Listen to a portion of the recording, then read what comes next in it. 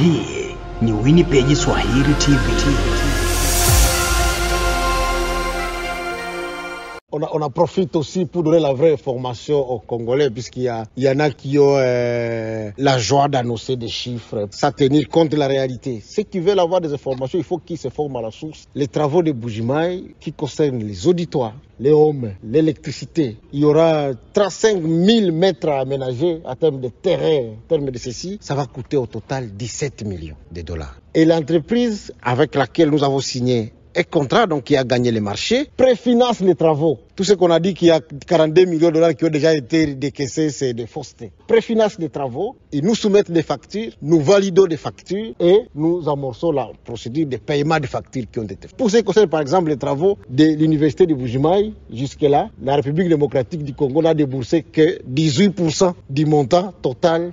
Et ces 18% représentent effectivement les travaux qui ont déjà été faits. Mais pour le reste, les travaux vont coûter au total 17 millions de dollars. Et c'est des travaux qui sont préfinancés. De la même manière que vous avez vu ici à Linikin, un marché qui a été gagné par une entreprise congolaise. Et c'est une fierté pour nous que les gens se forment très bien à la source. Nous sommes très fiers d'avoir dans ce pays des entreprises qui peuvent gagner des marchés, des entreprises qui sont pilotées par des Congolais, qui peuvent gagner des marchés et qui peuvent les exécuter à préfinancement.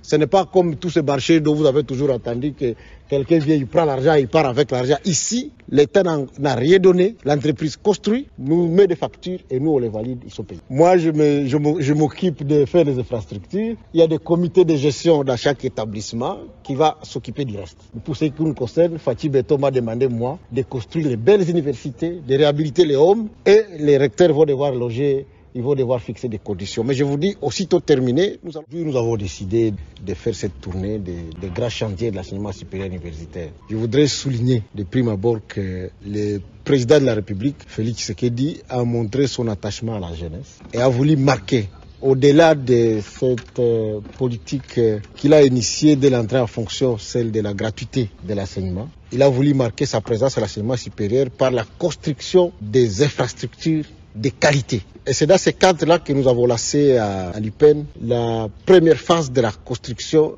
et de la réhabilitation des universités.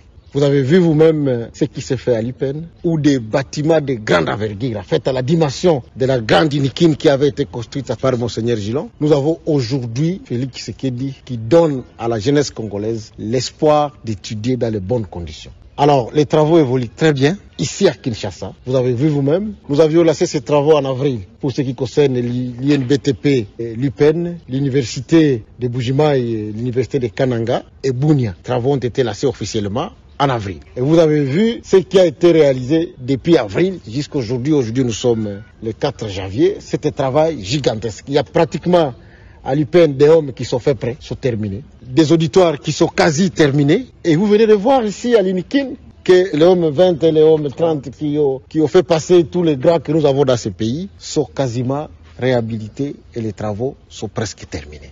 La question qui a été posée lorsque le chef de l'État est arrivé à Buji-Mayi, les gens ont dit voilà les travaux de Buji-Mayi, on a vu qu'on a mis des socles, la fondation est là, mais ça fait 2-3 mois, on ne voit plus les travaux évoluer. Et effectivement, je voudrais profiter de ces moments pour vous dire qu'on a des difficultés à l'intérieur de la province, notamment dans l'espace Kasaï. Et la grande difficulté est d'ordre logistique. L'acheminement des matériaux de construction pour ce qui concerne Buji-Mayi et Kananga, c'était casse-tête. Nous en profitons effectivement pour demander à ceux qui s'occupent de la route de nous aider à finir la route Kananga-Buji-Mayi.